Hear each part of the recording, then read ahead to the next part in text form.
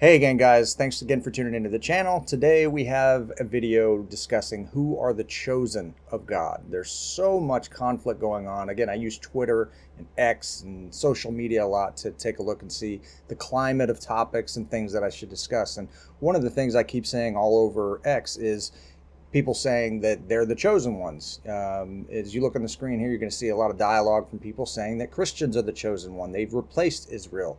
Israel is the church. You see Muslims saying we're the chosen people. Everybody's saying they're the chosen people, right? But we want to find out, based on what God says, who are the chosen people, right? Now, many people will read the Bible and they say, well, the Jews are the chosen people. But is that the case, right? We're going to find out and see who exactly is chosen, and chosen for what? For what purpose? We're going to take a look at a couple of different parables that Jesus gave and examples that he gave about the wedding feast in Matthew 20, and then we're going to look at the parable of the laborers that received a penny for their wages. And in both of these parables, the phrase many are called, few are chosen is used. And we're going to see how all this correlates to the time of the regathering of Israel and, of course, the day of Yehovah. We're going to take a look at all these things, and we're going to go into pretty good detail. So please pay attention. And once again, I promise you, if you watch to the end of this video, you're going to have more understanding than when you came out from watching it. And that's the purpose of the channel. If you're in the church, this is going to give you understanding of the things that Jesus said, so you have a better understanding of what he's saying. And if you're outside of the church and you come out of the church, I want to give you understanding so you can use these things and these tools so you can explain these things to others. The more information and the more wisdom and understanding you have, the better equipped you're going to be able to be to teach the other people the truth. Okay? First thing you want to take a look at here is you see these two phrases here in Matthew 22 and Matthew chapter 20. It says, for many are called, few are chosen. Right? Many are called, few are chosen. You see this twice here on the screen. But what does that mean? Okay? Now, I want you to recall the story in Exodus 19 when Israel came in the third month, and after they were brought out of Egypt, they came into Mount Sinai, and God called the people, and he told them, if you keep my commandments and you keep my covenant, you'll be a chosen people unto me. And many people look at this and they say, yeah, this was the Jews. This was for the Jews. I have a conversation with a lot of people nowadays that say, well, that's for the Jews. That's not for me. Okay, we're going to take a look at that. All right, but take a look at Exodus 19, and you're going to see the story here. It says, you yourselves have seen what I did to the Egyptians and how I bore you on eagle's wings and brought you to myself.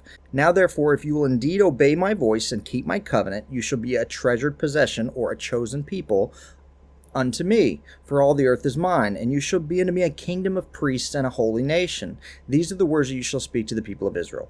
And Moses came and called all the elders of the people and set before them all these words that Jehovah has commanded them. All the people answered together and said, all that Jehovah has spoken, we will do. And Moses reported the words of the people unto Jehovah. So again, this is the foundation where people see the phrase chosen people. It's stemming from this. But what did God say was the requirements to be a chosen people unto him? Well, it says it right there. He says that he called, and this is important. This is why Jesus says, many are called, but few are chosen. All right, if you take a look here, you're going to see that Moses called all the people, all the elders of the people. Okay, so everybody heard the requirements that God gave. And the requirement that God gave was that they keep his covenant and obey his voice and his laws. These are the requirements to be chosen.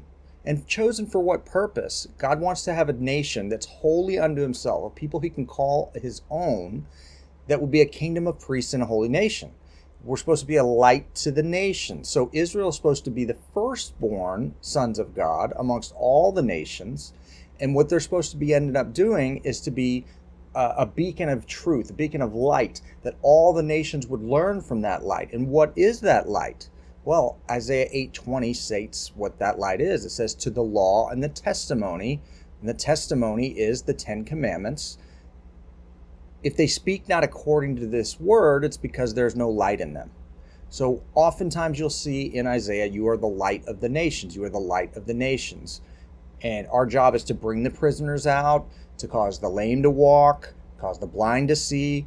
So when you see Jesus doing all these miracles of causing the blind to see and causing the lame to walk, and he's causing the prisoners to come forth, you see Lazarus on the fourth day. That's the purpose of this channel, coinciding with Let There Be Light. But you see Lazarus on the fourth day being brought out of the grave. And he says, Lazarus, come forth. Well, this is echoed in Isaiah. It says that you shall tell the prisoners, come out, show yourselves. What we're trying to do with this law and this testimony is we're trying to cause the lame to walk. Now, what does it mean to cause the lame to walk? It means those who are not walking in God's laws, now they are. What's it talking about when we're supposed to be causing the blind to see? We're supposed to anoint your eyes with alsave that you may see. This is why Jesus commonly healed on the Sabbath days. Because if you once again start keeping the law and the covenant of God, you will have your eyes opened. You'll see everything. Okay, you'll have understanding. A good understanding have all they that do his commandments. But these people that are in prison, what we're trying to do is bring these people out of bondage. They're in bondage. They're yoked in sin. The idea that we're supposed to do is to get people to draw to God. And how do we do that? Well, we have to do it by keeping his words and his laws. That's his covenant. That's the point of it. When Jesus healed, a lot of times you'll see him say, if I by the finger of God cast out devils, no doubt the kingdom of God has come unto you. He's making an analogy. He's making a riddle.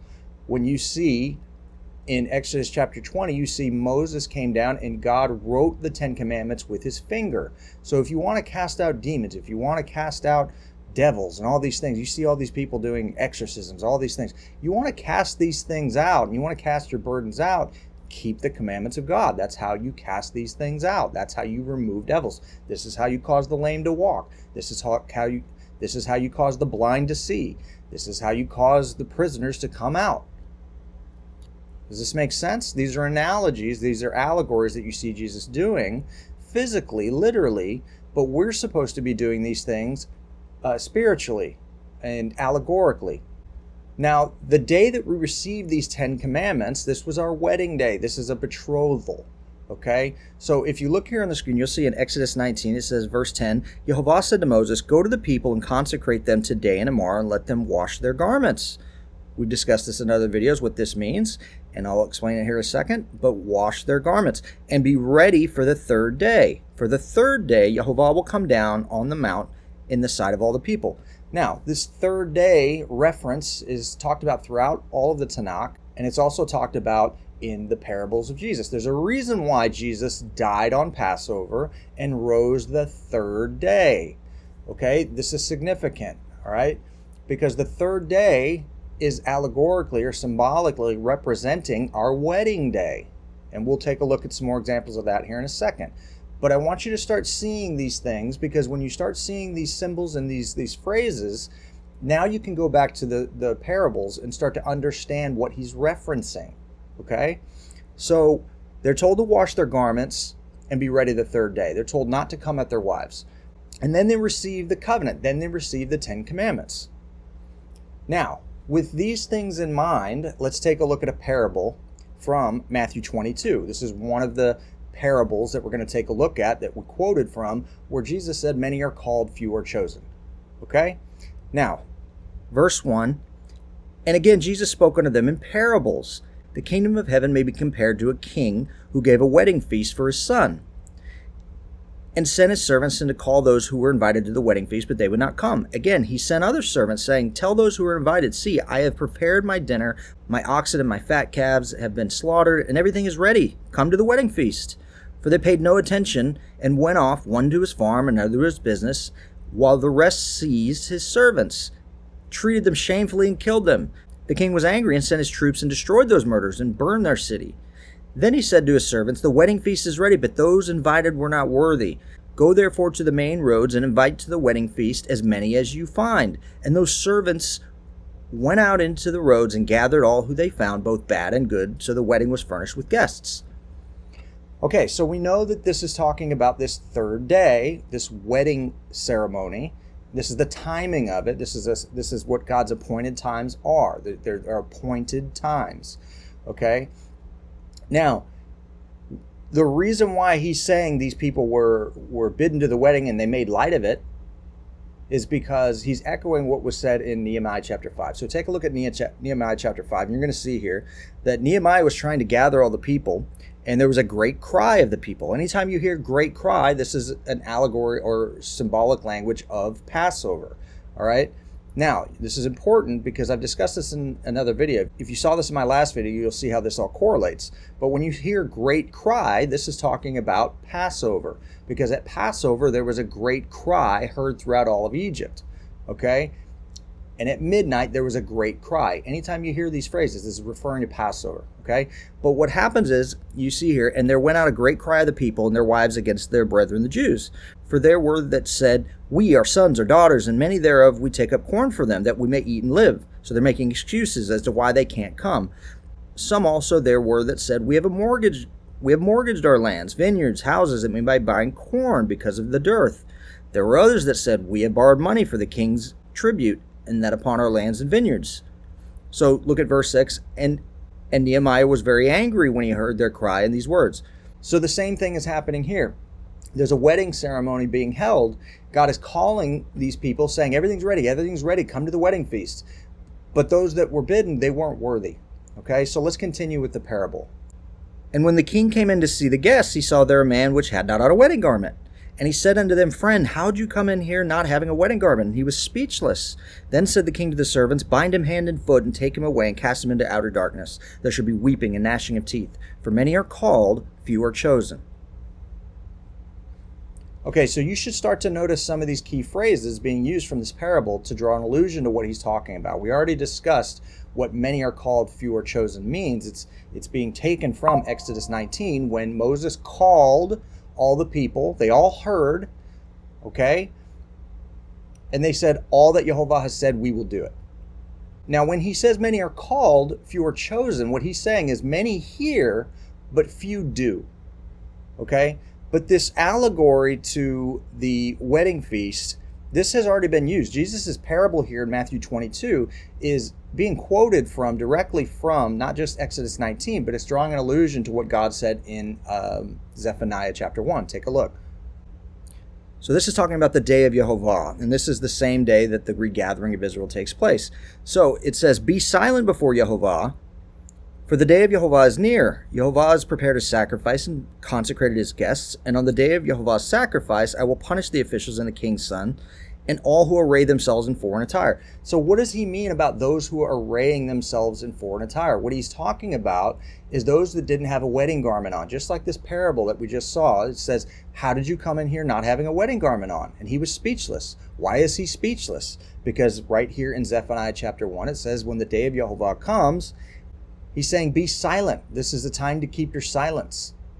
So he's drawing an allusion in this parable to the day of Yehovah, but it's also the wedding feast for those who were faithful and kept this covenant. Now, if you want to have a wedding garment on, this has nothing to do with whether you're a Christian, a Muslim, or anything like that. See, everybody looks at their faith and says that they're chosen, but they're not understanding what's being taught here in their own books, and that's what I'm trying to explain. If you're going to come to a wedding feast, and if you're going to come to a wedding, you better make sure that you have on the requirements to go to that wedding. What are the requirements for the wedding? You have to take on the marriage vows. The marriage vows are the 10 commandments.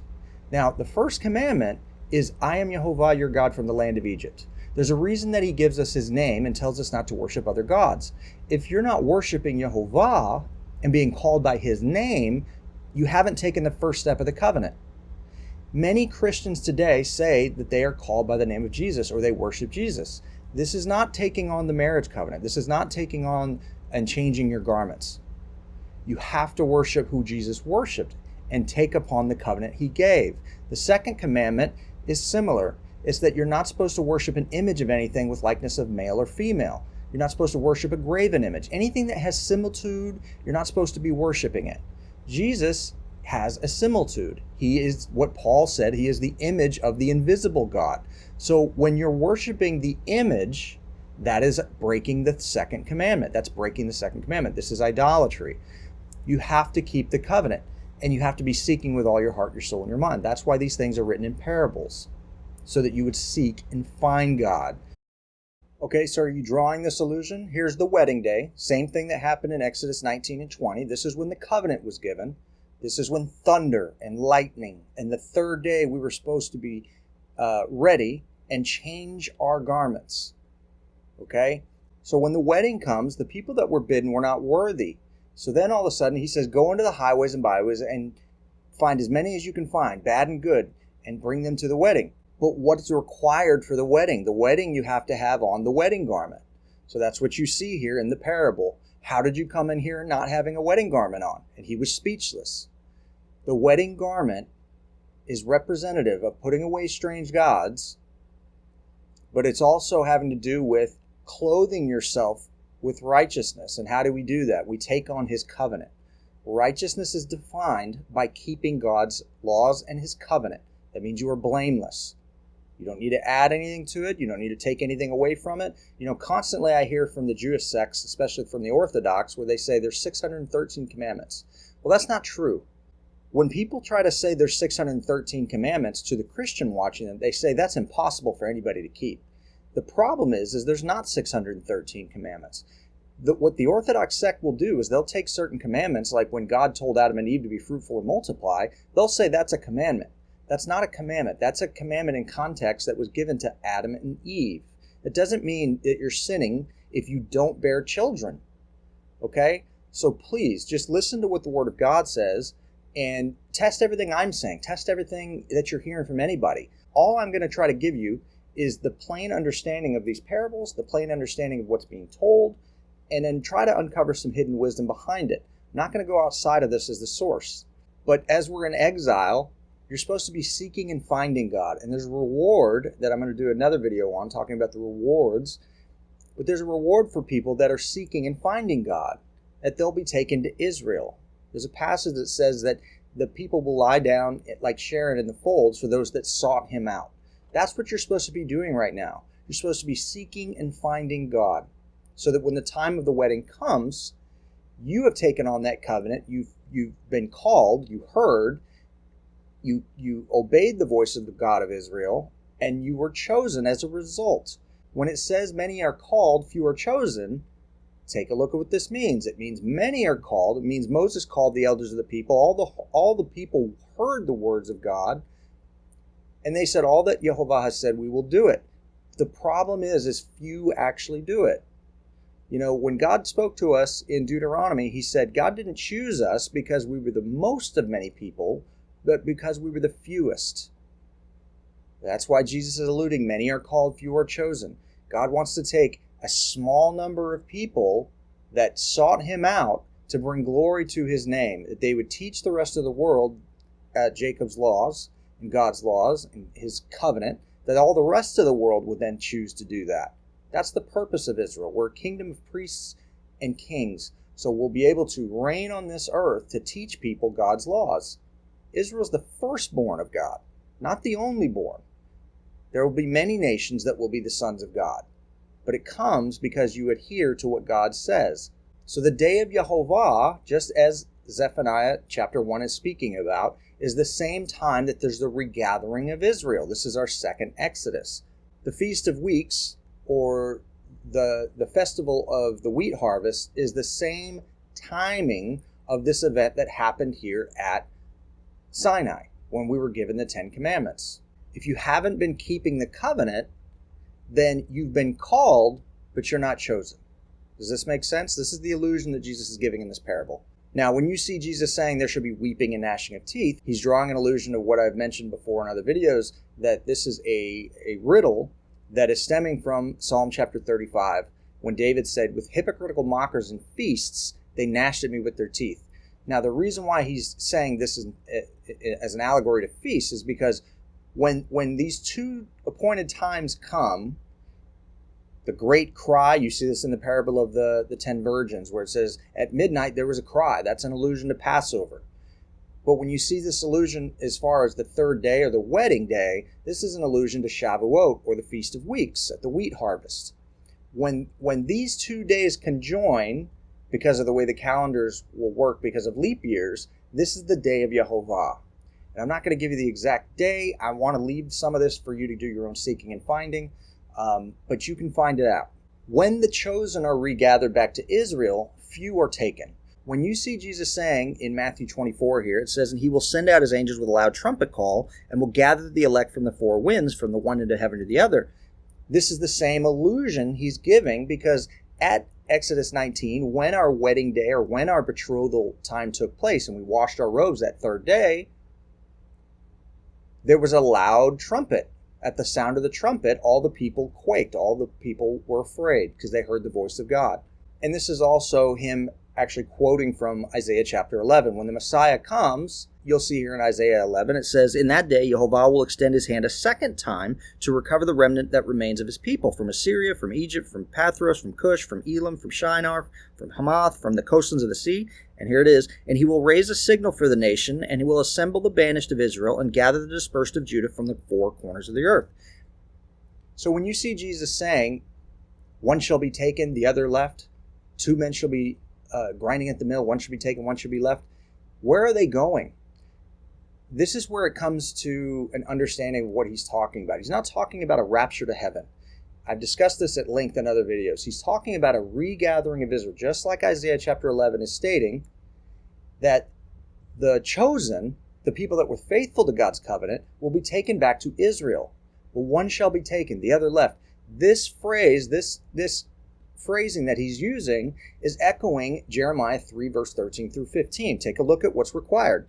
Only acknowledge your iniquity, that you have transgressed against Jehovah, and has scattered thy ways to the strangers under every green tree. He's talking about idolatry. And you have not obeyed my voice. You haven't kept my covenant, saith Jehovah. Turn, O backsliding children, saith Jehovah, for I am married unto you. Here's the analogy he's giving about the marriage. I'm married unto you, and I will take you one of a city, two of a family, and bring you to Zion. Again, when this marriage takes place, he's going to take those that were faithful to the marriage contract. Is this all starting to click? So you're not chosen if you're not keeping this marriage covenant. Okay. Now let's take a look at the next parable, because this is talking about the same type of thing. Many are called, few are chosen. So let's look at Matthew chapter 20. And this is the parable about the day of Jehovah, when the laborers are given their hire. So take a look at the screen here. It says, for the kingdom of heaven is like a man that is a household, which went out early in the morning to hire laborers into his vineyard. And when he had agreed with the laborers for a penny a day, he sent them into his vineyard. And when he went about the third hour and saw others standing idle in the marketplace, he said unto them, go ye also to the vineyard, and whatsoever is right I will give you. And they went their way. Again he went out about the 6th and 9th hour, and did likewise. And about the 11th hour he went out, and found others standing idle, and said unto them, why stand ye here idle all the day? They say unto him, because no man hath hired us. He said unto them, go ye also to the vineyard, and whatsoever is right, that shall ye receive.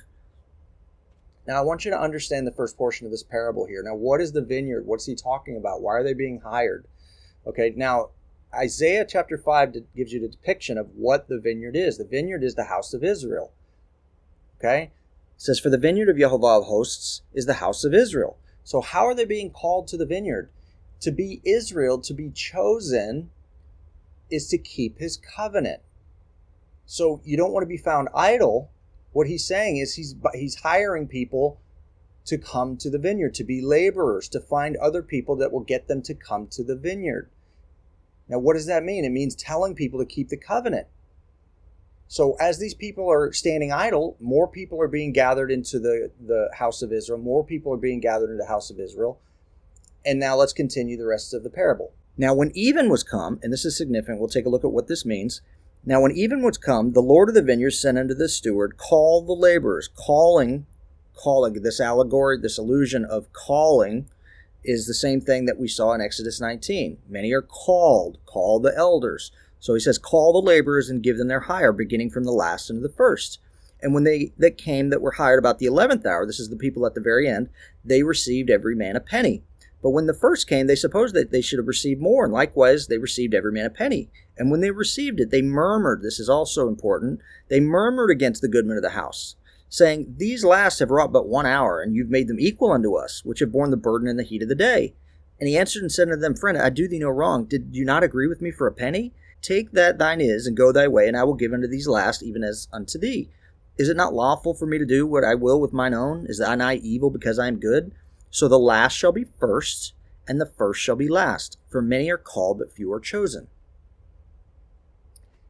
Now let's unpack this. Okay, so when you're seeing this allusion to being even, when even was come, what's this talking about? And why are they murmuring? What's the significance? When you read these parables and you see murmuring, this should spark something in your head. There's a time when the people murmured, okay? And it gives a specific date when they did this.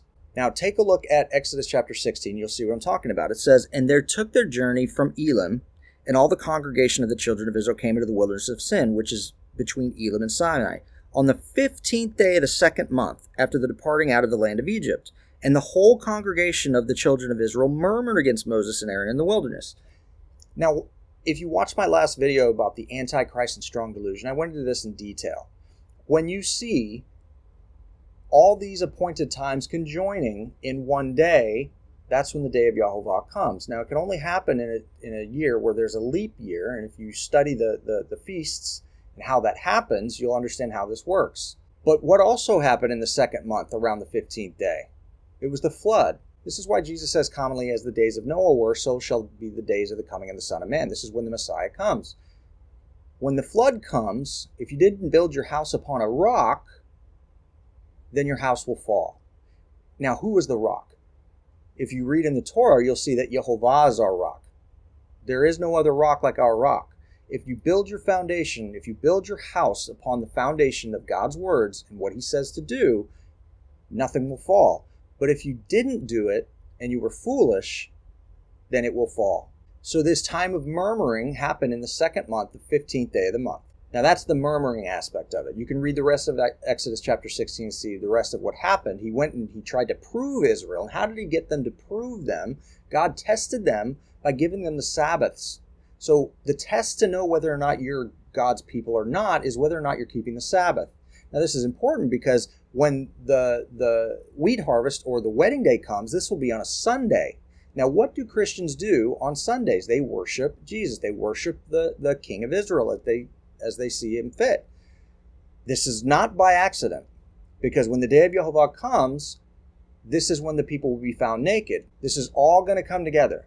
Now this idea of at even, when Jesus says at even, what is this corresponding to? Again, we mentioned this in my last video about the Antichrist and strong delusion, but take a look at it again. In Genesis 19, it says, "There came two angels to Sodom at even, and Lot sat at the gates of Sodom. And Lot, seeing them, rose up to meet them."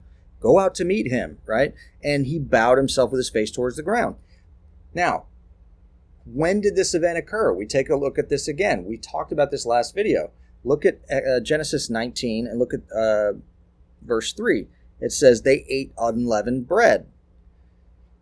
So again, you can have a second unleavened bread in the second month at the 14th day at even.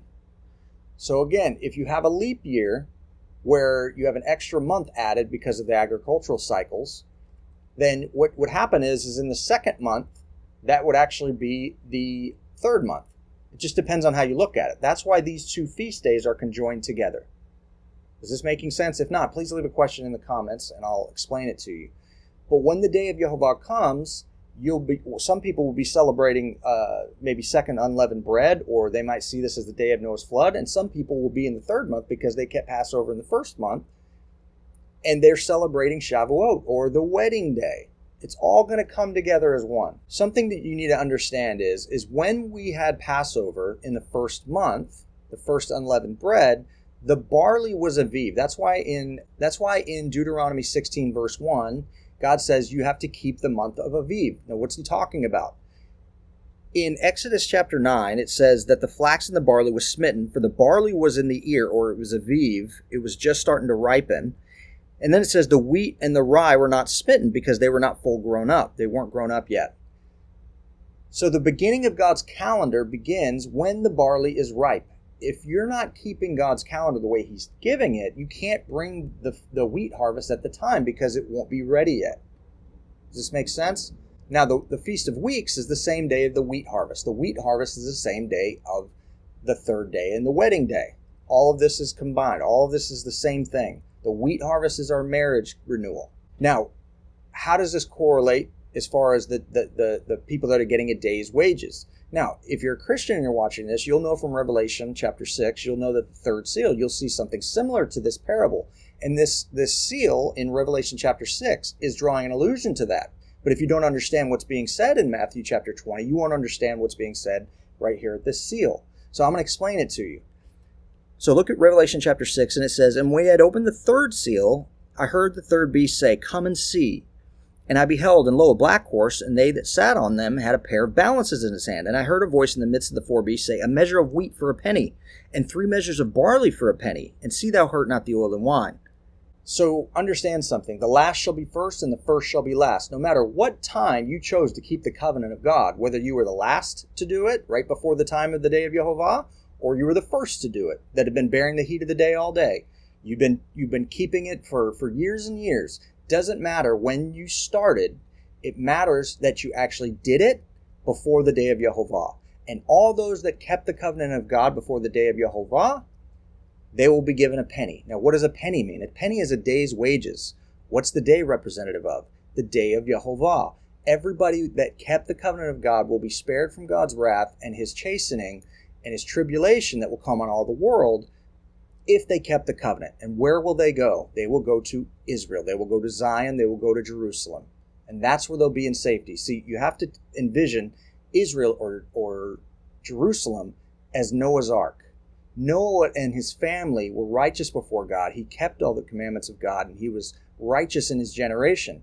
And they were protected, and they went into the ark, and the door was shut. Once the door shut, and the Messiah is there, and people are saying, "Open unto us, open unto us." There's no more coming into Jerusalem at that time. You have to go through the period of refinement to be able to call upon the name of Yehovah. That's why it says, "I will put a third part in the fire and refine them as gold is tried, that they may all call upon the name of Yehovah with one consent." See, right now, Christians think they're chosen, Muslims think they're chosen, but they're all worshiping somebody else. It's very important that you know the name of the God you worship, and the name of the God of Israel is Yehovah.